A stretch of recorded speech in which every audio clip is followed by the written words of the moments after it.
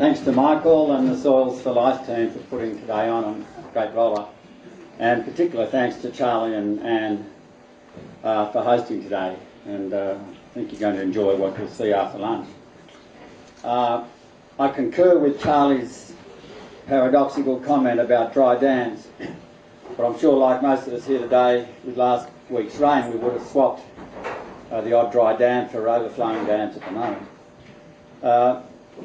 It's no accident that I've got an old photo of P.A. Yeomans' Keyline farm, because he was one of the first thinkers in Australia to say that this is one of the driest continents, rain comes irregularly and in big events, and we've got to capture more of it. Which is pretty much what a lot of today is about, as Charlie pointed out. Just want to start with the big picture first, because I've got no doubt that climate change and irregularity and the global population challenge is actually the biggest crisis ever to confront humanity. And I don't think the solutions are going to come out of Canberra Parliament House. I personally think they're at the grassroots level and largely reside with farmers in many respects, and the decisions of consumers buying food. And that's because I think we as farmers can do more than virtually any other segment in changing things in society. And Charlie's focus in his talk was about managing our rainfall being the key, and I fully concur with that. After all, I'm a Monero farmer who's made plenty of mistakes. If we can put more carbon and water in our soil and more diversity in our ecosystems, that is what's going to build resilience to what I think are going to be increasing droughts and variable climate. And from that comes profitability, as Charlie pointed out. I've recently finished a PhD at ANU where I looked at 80 innovators in regenerative agriculture, all working in ruminant systems. And all of the people I looked at were profitable, they were regenerating country, and they built resilience in the face of climate challenge. And that's just a few of the case studies up there. And some of them, like edible shrubs, etc., I'll be touching on today as well.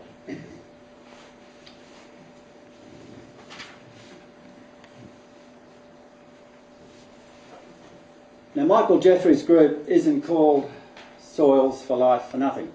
That's where it all starts. As Charlie said, that's the fixed resource. The inputs is the water, which we can determine. I would now call myself an expert at making mistakes in managing Monero landscapes. And our place looked like that in the 82 drought, where I did try to beat and fight a drought. Ended up with a handy debt and country that was belted. It's taken us a long while to come to terms with the fact that droughts aren't random events in Australia. They're actually a regular part of the Australian environment. And if we continue to think like Europeans, we're only going to belt the land and make things harder. And when I was an undergraduate in the early 70s at ANU, I got into mountaineering. And one of my early trips to New Zealand, I was walking up the head of the Tasman Glacier with an experienced Kiwi climber, and we were resting on the ice, and I noticed it was red, and I was scratching around to see if it was algae or something. And rather accusingly, he said, "No, that's your Mallee drought of the 1930s. And he was right. Millions of tonnes of topsoil lifted off from South Australia, Broken Hill, the Mallee, travelled thousands of kilometres, crossed the Tasman and turned the Southern Alps red. As much soil as from the top of that photo to the bottom. That's Mallee red. And that's the American Dust Bowl of the 1930s. And that occurred at the same time and for exactly the same reasons. This was European type thinking brought by farmers into quite a different landscape and climate. And our governments, secondly, were of like minds. So you had soldier settlers plonked onto half a square mile, 320 acres in semi-arid country. 60-70% of who went broke. And the third factor was the double whammy of the 1930s. both regions had droughts and you had the Great Depression, so the country was belted while people tried to make a living. And so it was at this time that President Roosevelt made his famous statement about a nation that destroys its soils, destroys itself. I would add to that quote now about putting an element of water into your soils as well and not destroying that capacity. Do we think that sort of thinking is still happening today, or have we learned? I think that answers the question. The dust that's crossed the chasm has occurred and still occurred at regular intervals. And so I'll put it to you that many of us still haven't mentally and ecologically arrived in Australia yet. In other words, we're still overloading our landscape and doing this at the wrong times, because many of us are still using farming systems that are predicated on a European or North American concept of humidity, soils and landscape function, etc. In a famous paper in 1967, Lynn White said that our ideas are part of the ecosystems we inhabit, and he's absolutely spot on. The square foot of real estate is pretty powerful amongst us farmers. A couple of years ago, at the end of the Millennium Drought, I took a back road across the head of the Liverpool Plains. Now, arguably some of Australia's best and deepest soils. So it had been dry, and overnight they'd had 8 to 10 mils of rain. And I came through 6 hours later, and as you can see, there's still water lying on our best soils. In reality, that water should have been out of sight within 10 or 15 minutes. So what had happened through chemical use, fertiliser use, and over tillage, those soils were both biologically dead and they'd lost their structure. And that water was still lying around.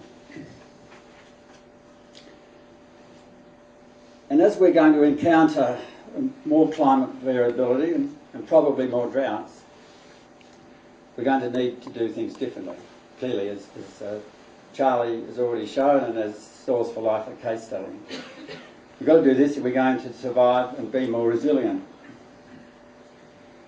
And a lot of people, from Einstein right through, have basically said we've got to change our thinking if we're going to handle today's problems. In the bush vernacular, the thinking that got us in the ship won't get us out of it.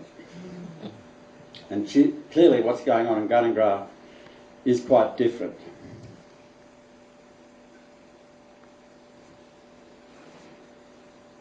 I just want to quickly give you a big picture story, because where I was at ANU, Australia's leading climate scientists, were just down the corridor. And one of the things I came away convinced after listening to a lot of them is just how bad what's called anthropogenic or human-caused climate change is and could be. And I'd like to put this in context for today and the importance of putting more water in our soils and building more resilience in our landscapes. Won't belabor the point, but in the last 10 to 15 years, we've had the hottest decade on record. Temperatures are going off the scale. Probably the last month reminded us that as this continues, we're going to have more days over 35 degrees and over 40 degrees, drying the soil more, causing more stress in animals.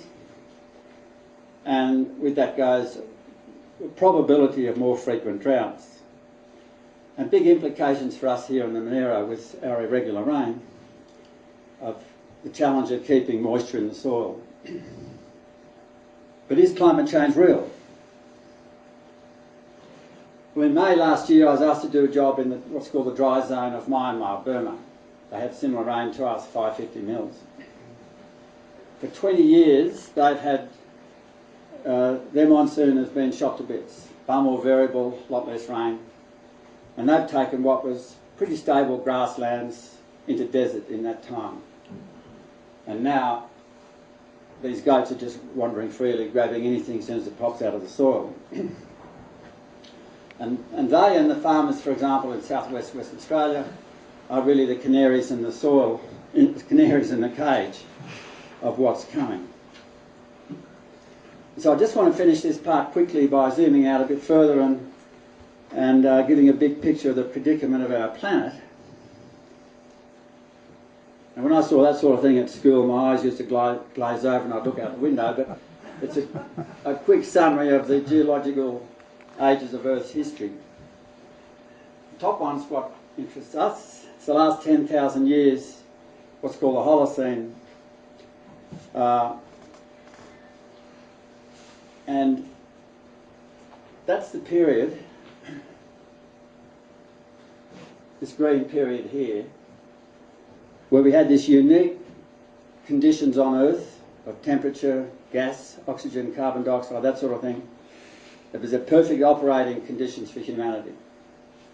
It's no accident that that's when plants and animals were domesticated, agriculture evolved, and from that modern civilization. If you got a volcano or a bushfire, all the emissions were reabsorbed within that green band. It all started to change in the 1950s with the modern explosion of industrial capitalism and the huge use of what had been stored fossil fuels and carbon dioxide in the air, etc. And now we're finding that the emissions that previously a natural system could absorb aren't all being absorbed, with major consequences. In other words, the ideal living environment for us has changed and we're now into dangerous new waters. And scientists around the world are calling us, saying that we're now into the next era of geological phases called the Anthropocene, which is the first time in the history of Earth that one species, which is us, is actually in the position of determining the future of all life, including humans, on Earth.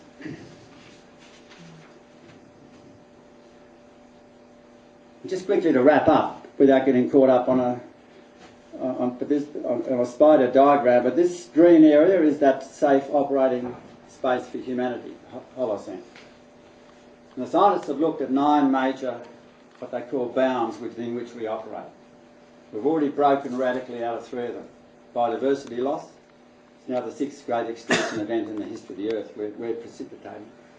Nitrogen cycles way out of kilter because a lot of our nitrogen comes from fossil fuels and gas. And climate change, and then you've got things like running out of phosphorus and other systems that are rapidly spinning out. So we're already breaking and threaten to break remaining boundaries very quickly. So as I said, we've got 3 choices. We can do nothing. It's going to be uncomfortable for our children and grandchildren if that's the case. Our second option is we can play it safe. Act conservative, cautious, sceptical, act slowly. That guy's risk averse, you'd have to say. Our third option is we can do something different. We've got to do something different, even radical, if we're going to preserve Mother Earth.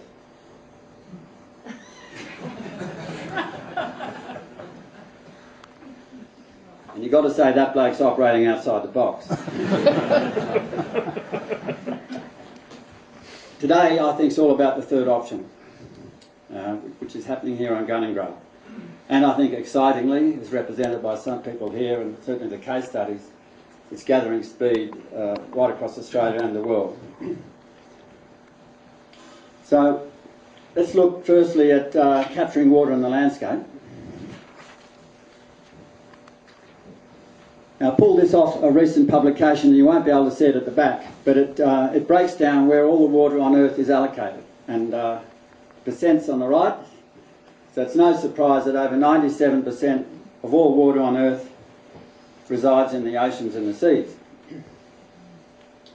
Then I pulled out the next obvious one, which I've coloured in red, the total percentage of water in our rivers and lakes. only 0.01% of all water on Earth. I then looked at the blue level, which was our groundwater and soil moisture. It's got 0.685%. In other words, there's 68 times more water in our ground than in rivers and lakes. And quite simply, it's clear that that's where the action is, what impacts us and what we can impact.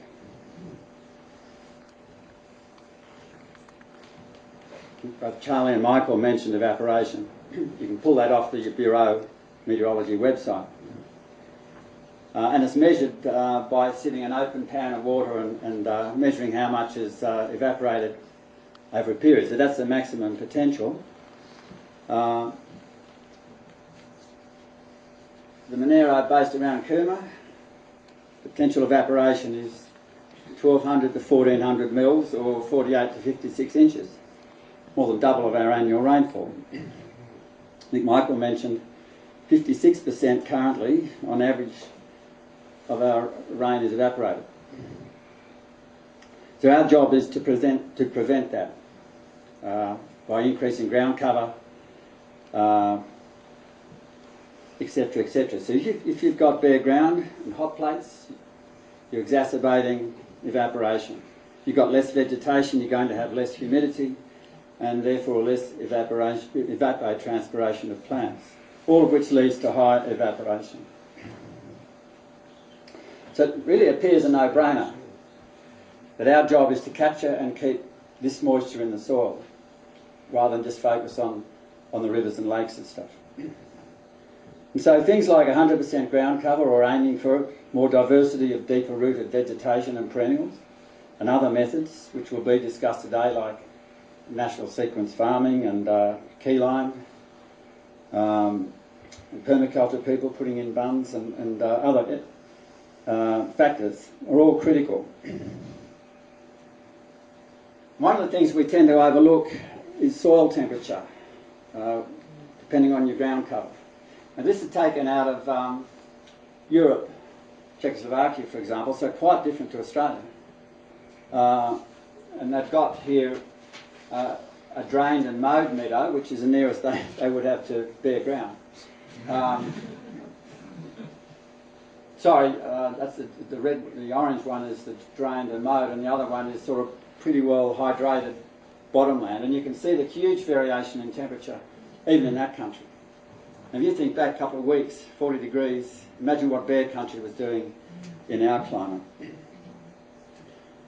So again, the value of the ground cover effects and getting vegetation and deep roots and moisture in your soil is pretty obvious, and Walter Yaner, I'm sure, would be able to give you chapter on verse on the impact of really hot ground on your microbial life under the ground, where most of our life is, and a healthy soil resides.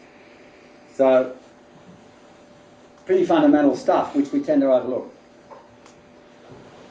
The other thing I've noticed in reading geography and geology books, etc., they talk about the water cycle and they focus on it all coming from the ocean. And again, this is out of Europe, but it captures what I'm trying to get at. The critical one for us is the small water cycle, supplemented by the big one. But that's the one that has a huge impact on us that we can influence by capturing or by not capturing, as in the desert example in Myanmar, and allowing it to run out of the system.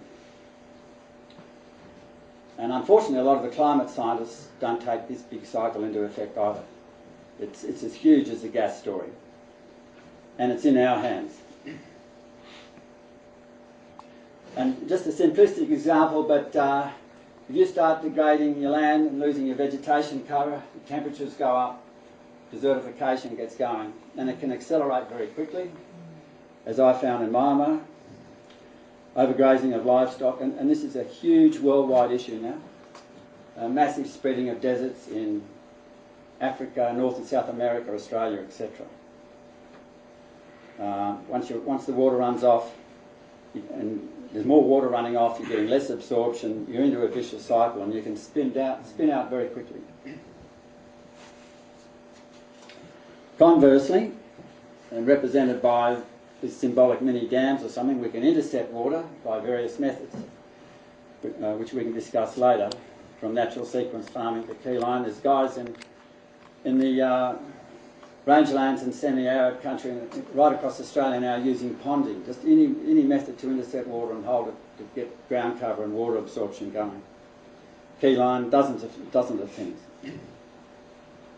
So let's look at some of the things mentioned that can impact on this water absorption, healthy soil, and holistic grazing management is probably the best way that we can influence over 90% of our landscapes. Developed in Africa, wildlife ecologists, watching the large ungulate herds move through the African savannas, similar to what was going on, say, in America with buffalo and antelope in their both short and long grass prairies. So what these guys were doing was injecting massive energy and recycling nutrients, big animal impact, and long rest and recovery of plants, which has been discussed. And that led, despite the tens of millions of animals in the 20s and 30s in these herds, to surprisingly very good healthy soils, diversity of system and better landscape function. And holistic grazing management now is being practiced in millions of acres right across the world, and with excellent results. I certainly studied some stunning results, some of the people I spoke to. Land's being regenerated, there's more water going in the soil, more carbon being fixed, and much greater resilience and profitability. Of course, you can take it to the extremes.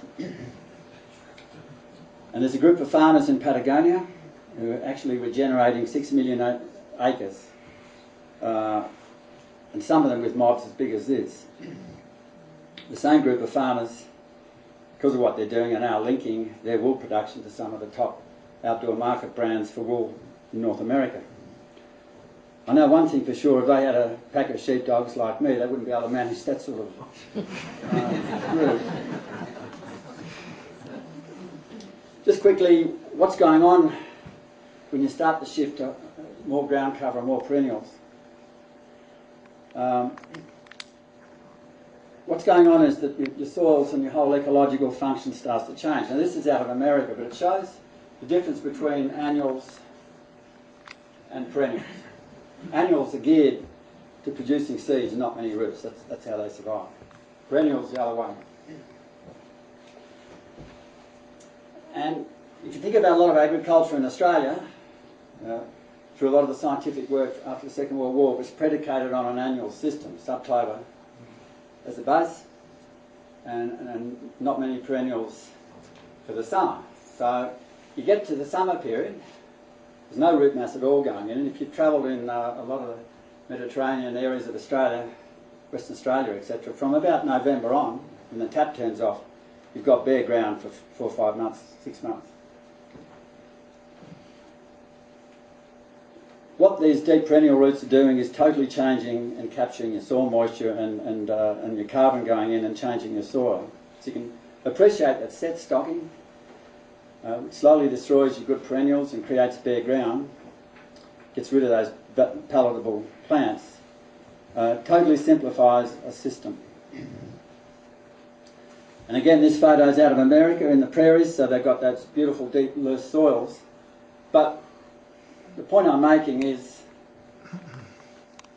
you've got these huge roots going down and dying and building carbon. You've got what they call ecosystem engineers, all your bugs and beetles and grubs and worms and stuff aerating the soil and getting working. And then our finding in Australia and America, once these soils get functioning within only a couple of decades, ancient seeds that are buried down here are being brought up, and they're now finding new perennial plants no one's seen for over 100 years. A guy up in central New South Wales gone from diversity of 30 species to 140 in 20 years of running this system, and they're just keeping emerging. Now they're running out of botanists to identify some of them. And these sort of soils are what Charlie was talking about driving home that day with that 2-inch rain, why he did have his dry dams. And I've seen the same with a 6-inch rain. Clear water just trickling after 6 inches, and the belted set stock country was sheeting brown water after 2 inches.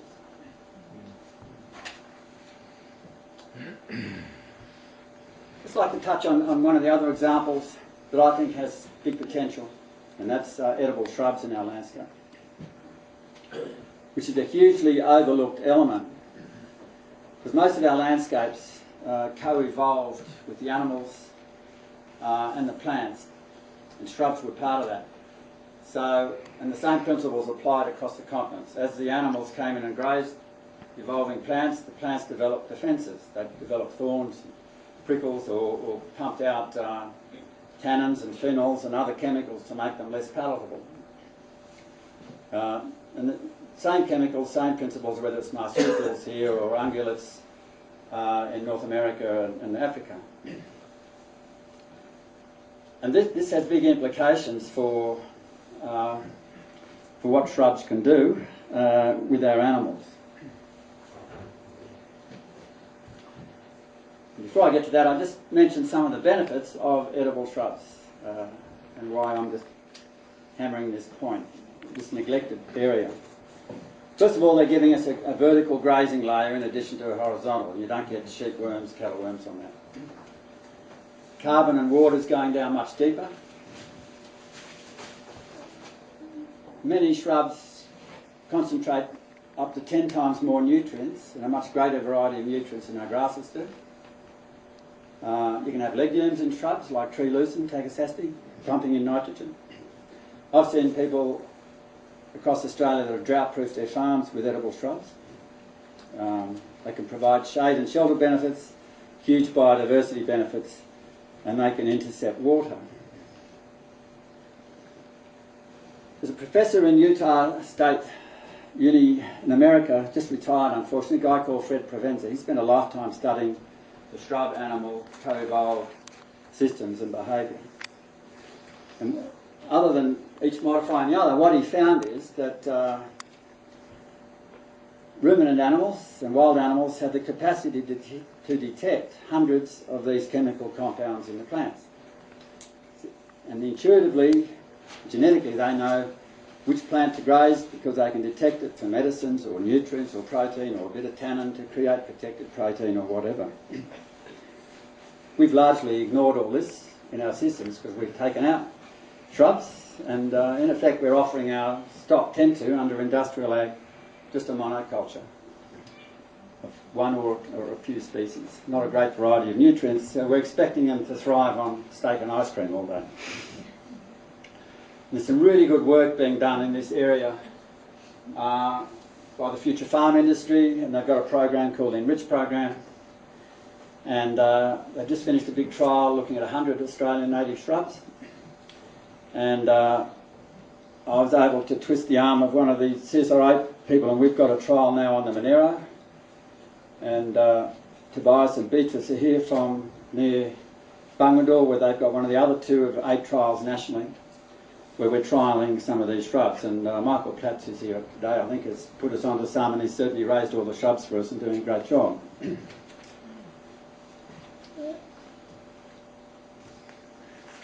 Now, one of the blokes I looked at in Western Australia is up near Geraldton. And come their November period through to May, what I was talking about, an annual system, he pretty much farms beach sand. So that's what it looks like Christmas. Take your beach ball and spade down and have a go. Long hot summers.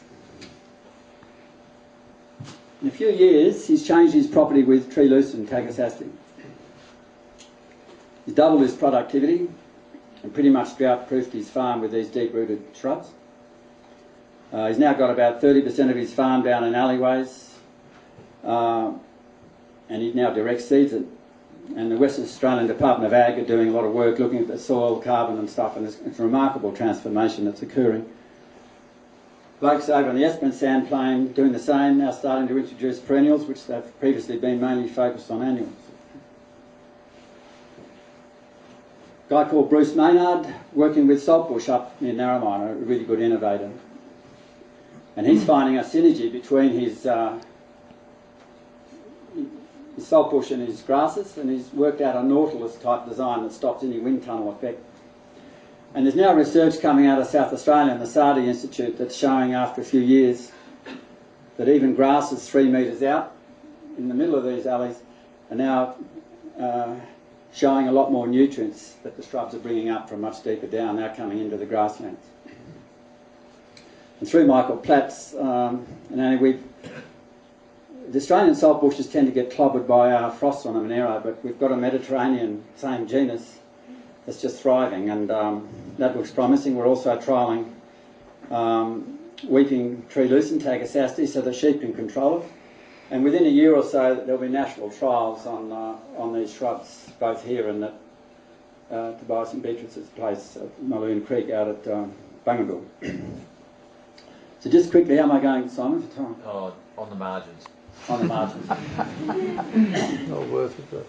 Just quickly then, I won't belabour the value of trees and biodiversity because I think they're pretty obvious, but they have a major role in our landscape function, and we're losing trees, have lost a lot of trees at a rate of knots across Australia. Oops. Many benefits. Just mention a few. Increasing heat stress, the value of shade and shelter, mitigation of evaporation. I don't have to talk about shelter on the Monero winters. Carbon going deeper, trapping water, bringing up deeper nutrients. Biodiversity's role. Anyone who's experienced wingless grasshoppers or dieback in New England will know about what happens when you simplify a system. And there's some really good work being done around the country. There's a guy here in the Otways. Got most of his paddocks with trees. He's got commercial timbers. He's got biodiversity. He's now making money out of bush tucker in them.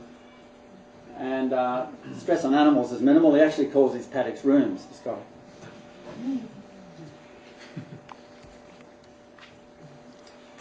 And I won't go into the dollar benefits. There's a lot of dollar research work on the benefits of shade and shelter conducted by Departments of Ag and CSIRO since the 50s, and they're significant.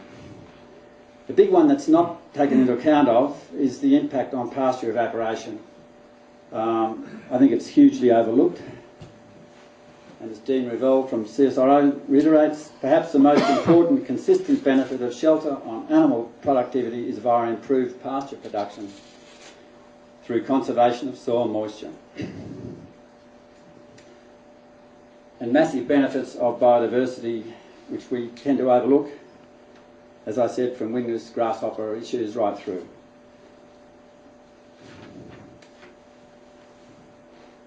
So just to wrap up, as I said at the beginning, the solutions to our global challenge aren't going to come from the politicians in Canberra, I don't believe. I think it's us at the grassroots that holds the destiny of our future. Because I do believe that climate change, because of climate change, that our future is uncertain. It's going to be uncertain for agriculture unless we do something about it. But regenerative agriculture has huge practical and dollar benefits, especially focused on capturing soil moisture. And in the broad scheme of things, we are playing for huge stakes. So the key question is, what sort of world do we want to leave posterity?